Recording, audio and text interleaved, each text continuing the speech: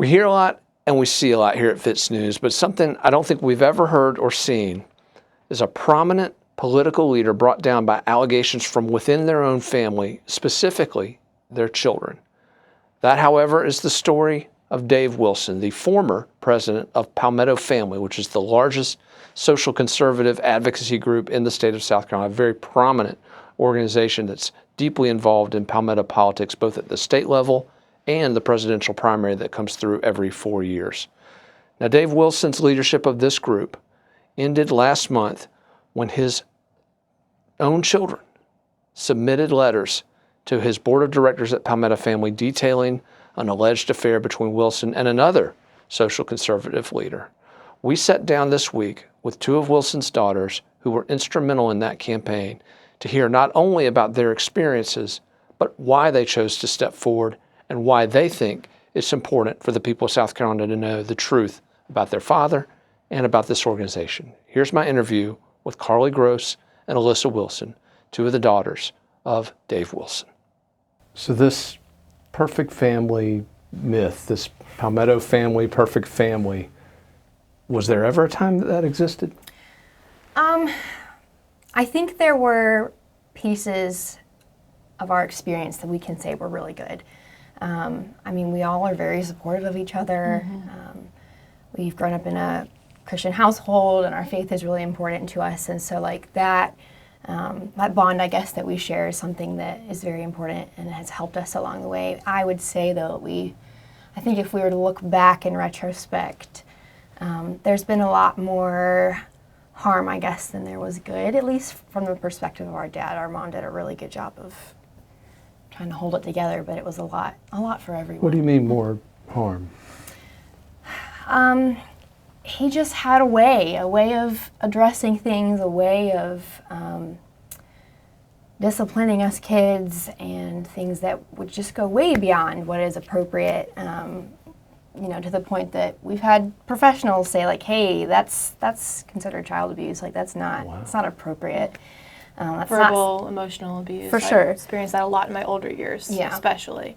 From your father? Yeah. The physical was more when we were on the younger side. Yeah. By the time I moved out when we were 18, when I was 18, it had somewhat subsided from the physical side of things to where it was more the verbal, emotional, that sort of thing. Was it something you felt the family got over? Not to excuse any of that conduct. No, yeah. So I honestly feel like it kind of went in waves. What are your thoughts?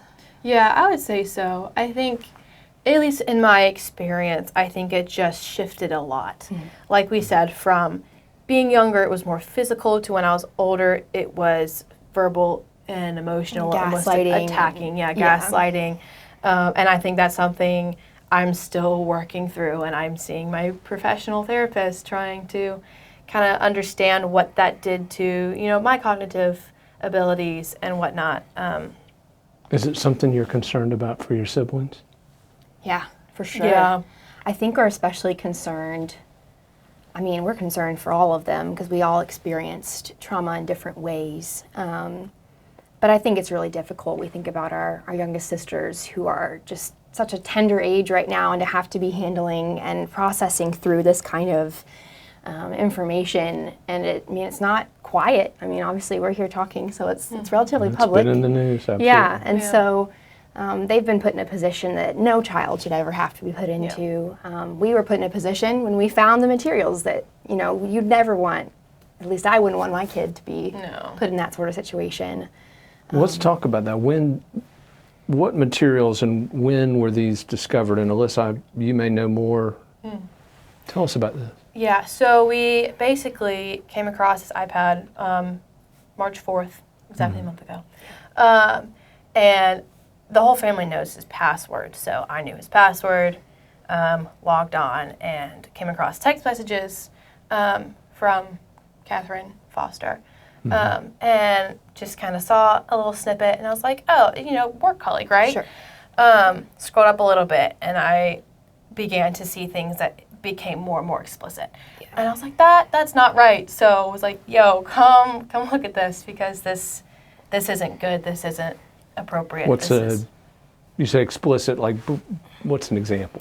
There's definitely a couple sexually explicit messages where they were referring to something as like wanting to shower together or whatever. So things that are definitely beyond any manner of friendship. It's Not colleague talk. no, definitely not. That in the legal system would be proof of an affair. Yeah, I mean, there was an image of them in a late night FaceTime screenshot where like neither of them are Very clothed. Yeah, and we're just like, Yikes! I didn't want to see that. I think we both just started like kind of screaming and bawling and all the things at once because it was just so many emotions that hit Yeah.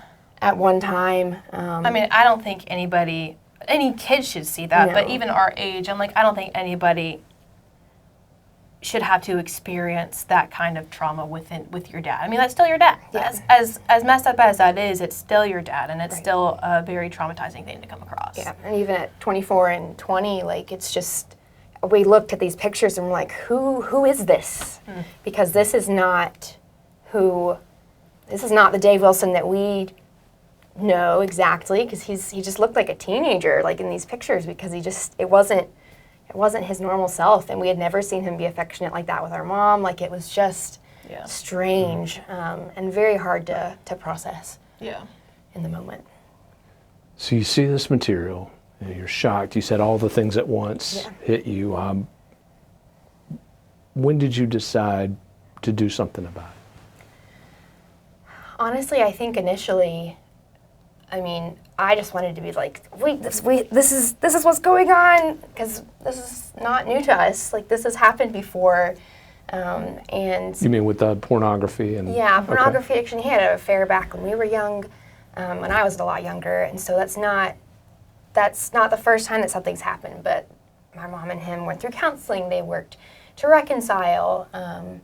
He was committed to their marriage as far as we knew. Before getting back into his pornography addiction, whether it ever stopped or not, we don't know. But that really initiated the downhill from there, I guess. Kind of, we've been living in this cycle for years and years, and it's time for that to be done, for everybody to get past it and be healthy and be able to know what they can do better when they get older and how they can be, whenever they find their spouse, how they can be looking for one who's not going to do the same thing and continue the cycle through the generations. Yeah, I've described it sort of like a roller coaster, because you get on and you're going down and you're like, okay, well, he's getting better now, so it's going up, and then it would just repeat over and over again. And a lot of us are just like, we're done with the ride. This isn't healthy for us. This isn't good for our families, for our personal development, all that sort of thing. So you see these materials, you're spurred to action. When does it reach the point of, okay, we're going to take this to some people that could do something about it? Because you were talking earlier about keeping other families from having to go through things like this, but it's with your father, obviously, he's the president of Palmetto Family Council. He's the largest pro-family social conservative group in South Carolina. It's a group that literally speaks for evangelicals, for Christian families, ostensibly all families. Right. So when did you decide that this was something that wasn't going to be confined just to the Wilsons?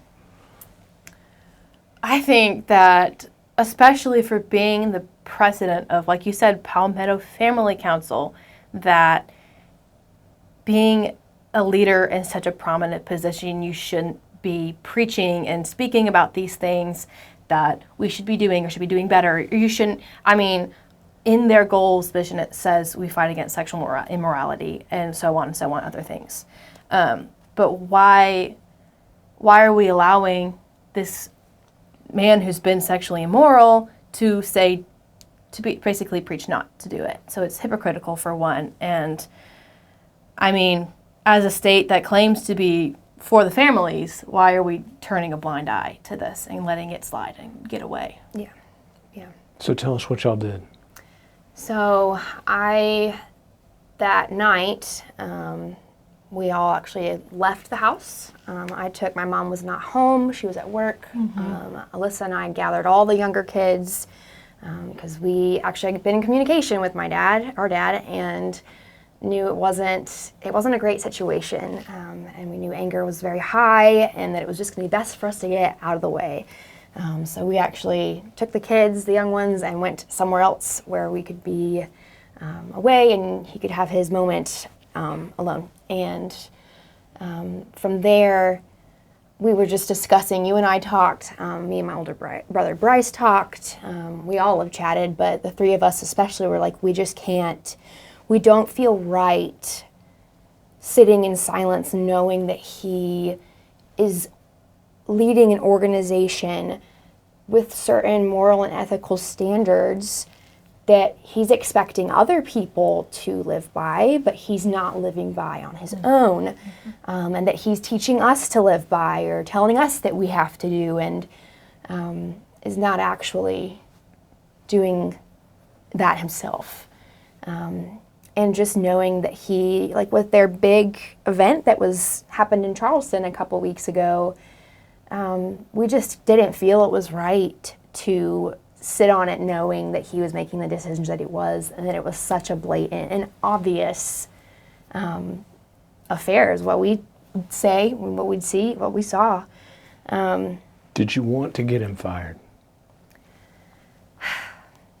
I wouldn't say fired out of, as in like anger and revenge. I think no. it's more of a thing of like, and as Christians, we are to hold each other to the standard that is Christ. And we are to honor each other and call each other out.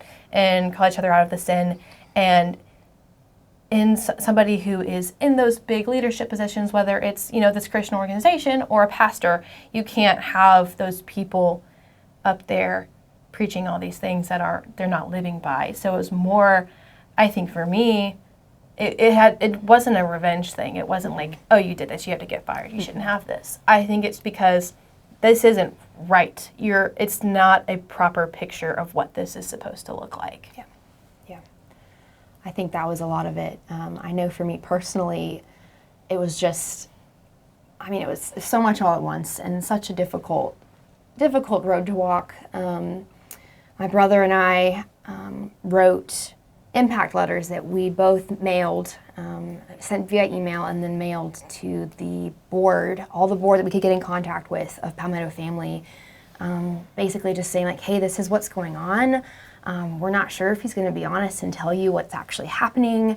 Here's what's going on from our perspective. Please just consider if this is a position that he needs to be in. And I know neither of us were in a place that or any of the three of us, Bryce, me, or Alyssa, were in a place of spite, of trying to ruin him, because he's good at what he does. Mm-hmm. We would be lying if we said that that he wasn't. Yeah, no, he's great. He's very good at his job, and he's been successful in his field.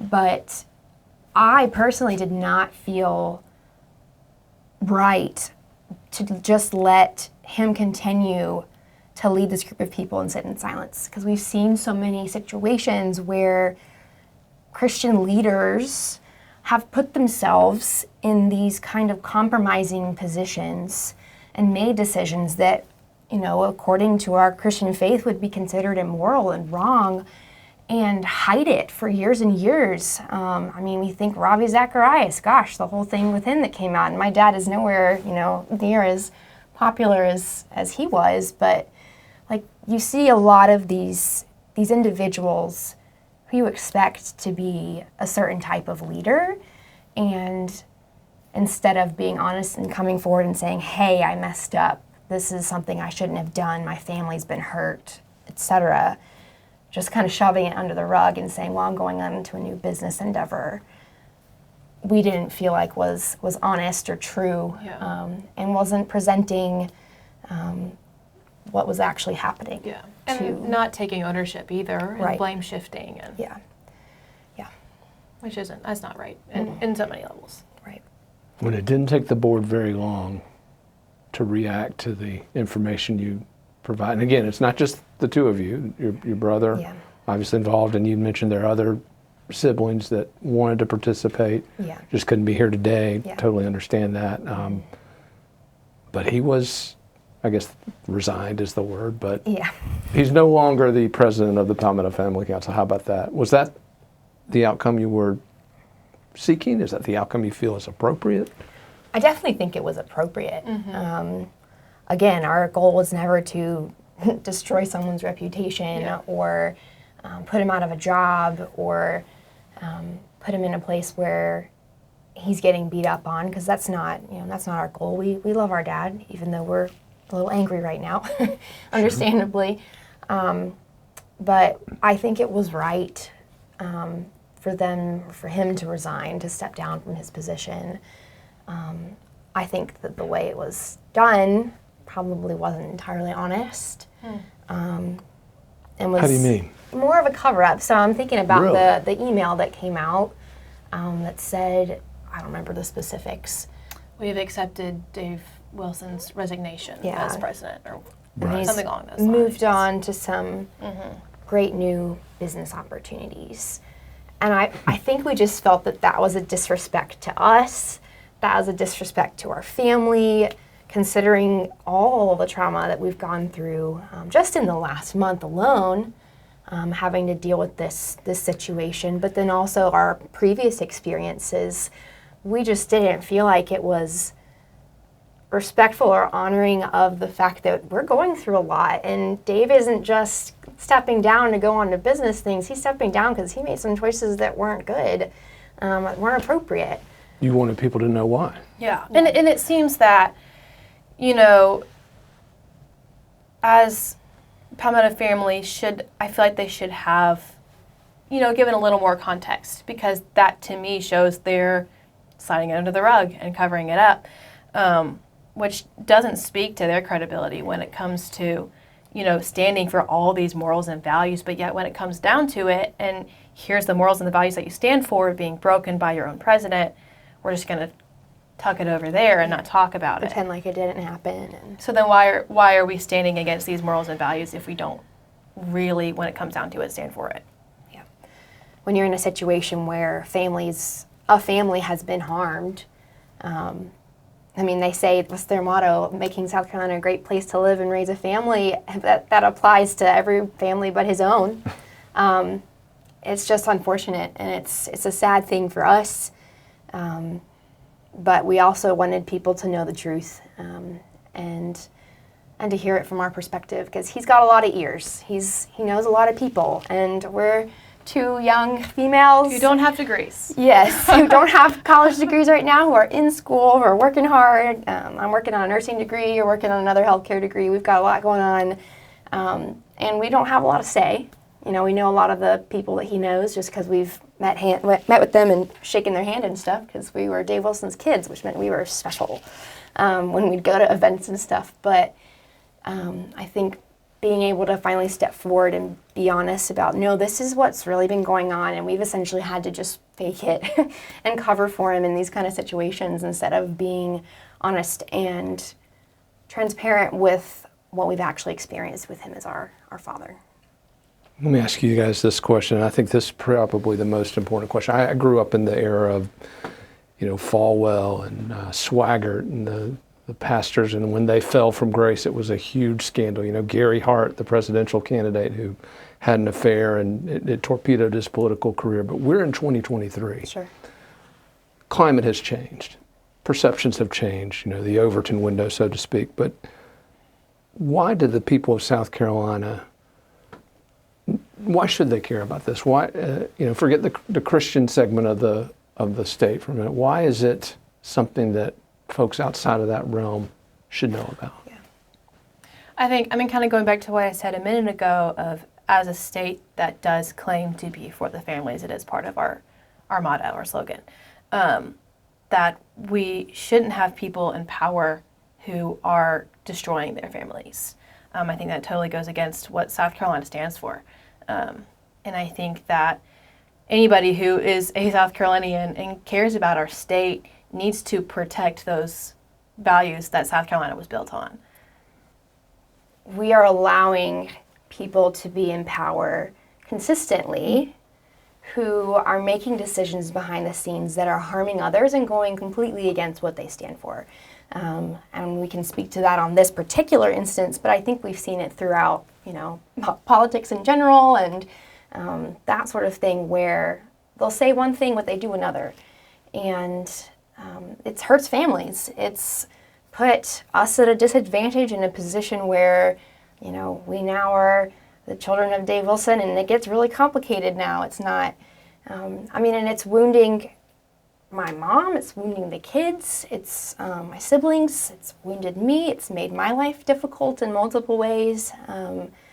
And I think the habit that we tend to see of finding any possible way to keep powerful people in power, regardless of what they're doing, whether it be right or wrong, I think the motive isn't always good. I think that sometimes the motive is, well, we want the money, we want the recognition. I mean, gosh, they were hosting an event for, a bunch of potential conservative presidential candidates, and so that's a big deal, and they want their name out there, and have a scandal come out that your president's having an affair, like, oh gosh, well that's gonna, that makes us not look like a good company or a good organization as a whole, and so we're gonna. He was allowed though to continue working that event, correct? He did, yeah. I mean, one of our siblings was there. The woman he had an affair with was also there, at least according to multiple witnesses who saw her. And he had been invited to dinner with individuals after the event. His hotel was paid for by Palmetto Family. Things like that, where it's like, okay, if you are truly standing for these values, then you need to distance yourself from people who aren't going to live by those values. Regardless of if you're a Christian or not, I think situations where, again, people are allowed to stay in power and that should not be, or who are making decisions that harm others consistently, allowing them and putting them on that pedestal of, well, you're this person, so we need to keep you here. You're popular, you get the votes, you get this and that, but not actually addressing the actual issue, I think is doing a disservice to families across the United States, South Carolina, you name it. I think also if, as a family who either lives in South Carolina or potentially will move here, I think it's good for those people to be aware of what's going on and what the state really does stand for and when it really comes down to it. And for them to be aware of the situations that are happening so they can, make a decision based off of that and kind of move on from there. But I think that it needs to be, we need the people of South Carolina and potential South Carolinians to know what's going on. Yeah, I think too, pushing for greater elements of accountability within the spheres that we're in, the political sphere, I guess that's essentially what he was in, as the political sphere for the most part.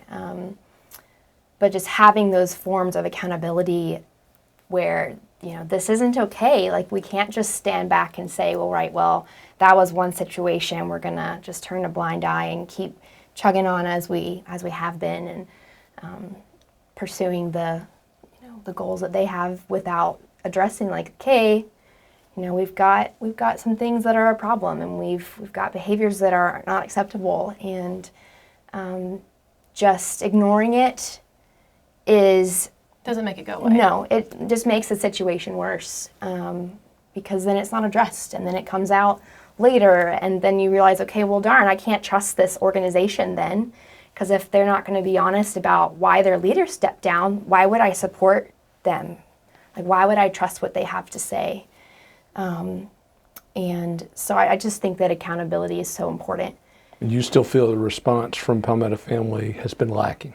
That's what you're telling me. Yeah, from our perspective, I spoke with some of the individuals personally because I went to deliver my impact letter, my brother's impact letter, and then images that we had taken of the text messages to say, like, here's our evidence. And I think I was just shocked walking in because it was just, they almost laughed at me.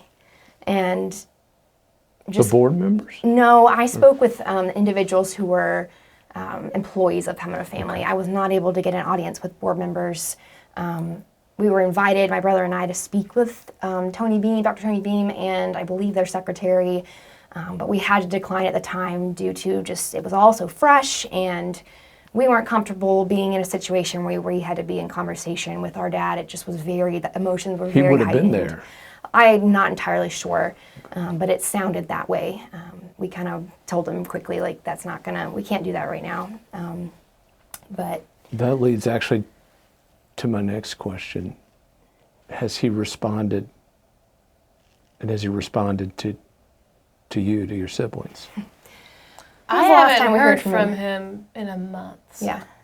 I haven't spoken, had any manner of contact with him since we discovered all of this. Yeah. I mean, admittedly, we were not the friendliest people to be on the phone with when we called him. Fair enough. So I would imagine he's not very interested in talking to us, and I feel like we're rightfully angry. We try to be respectful in the midst of our anger, but at the same time, it's like, okay, this is a problem, and you've been telling us for months and months since my parents started an in-house separation in November of 2021 that you were working on your marriage and that you cared about your marriage, and you would do whatever it took to fix things. Yeah, and fix our relationships. Yeah, he said, like, till the day I die, like, over and over again to me, till the day I die, I will strive to make sure that I am faithful to my family. He was wearing, like, a second wedding band, like, he had, like, we understood that in the aftermath of the November 2021 pornography discovery, he's wearing another wedding ring. Yeah, he's wearing a second band. So it was very obvious he was married, at least from what I could tell. And as far as any of us knew, he was actively trying to reconcile the relationship with my mom, reconcile his relationship with us, work towards making decisions and choosing actions that, weren't harmful like we experience as younger kids. And that's what we knew. And so coming across that material, you're just like, this is not what he said at all. I think also he would say those things, but I didn't see it play out ever. Yeah. I didn't see any change. And then, like I said at the beginning of this, where about a month before we found all of this, I could tell something just snapped and it got worse. So I never, as much as he would say these things were the case, I kind of was like, where is it? Where do I see you trying? Yeah. What do you think he'll say, other than, obviously hasn't said much in terms of response, but what do you hope he'll say? I think we just hope that he will acknowledge and take responsibility for the mistake that he made and the choices that he made, and choose to actually come out and say, like, this is what happened, this is the truth, and not just brush it under the rug like he is currently. We would love an apology. I think as his kids, we haven't heard that. When we spoke with him on the phone the day we found the materials, he immediately flipped the tables and was angry that we were on his iPad, that we all had access to. It was a complete flip-flop. He told us on our initial time on the phone, he said, well, I knew 15 months ago that my marriage was over, so I decided to move on. And I think we can both say that we feel like we've been lied to for a lot of time. And we would like him to take responsibility for that and not be so worried about his reputation that he's not willing to take ownership for it, even in the public eye. Yeah, and as somebody who said several times that till his last breath he will do whatever he has to do to make things right within his family, within us individually, I would like to see all those words play out into truth. Mm-hmm. I would love, like you said, for the responsibility to be taken and put his family first. Whether it does kind of mess his reputation up a little bit, I think that ultimately it comes down to, are you going to do the right thing or are you going to cover it up? So I think really for me, I would love to see the words played out in action. Yeah. Absolutely. Yeah. I've been put in a difficult position just knowing that my story has been publicly told to not be trusted for, you know, an assortment of reasons that aren't true, and putting me in a position where I almost feel obligated to come out and defend myself because I don't remember exactly what was being said about me, but essentially that there were reasons that I was not a reliable source. And just to know that my own father is allowing my word and my story and my experience to be minimized and essentially called a lie. I mean, there's not words for it. It just is hurtful. Yeah. Well, Carla, Alyssa, I know this has been incredibly difficult. I know it was a difficult decision for you guys to decide to present this information and to see it in the press and now to come here and talk about it. I just wanted to thank you both for doing it. And whatever the outcome is, I certainly hope for the best for your whole family, including your father as well. But thank you both for coming in and sharing this and for letting our audience hear from you directly why you made that decision and what you hope to come from it. Thank y'all both For sure. Thank you. so much.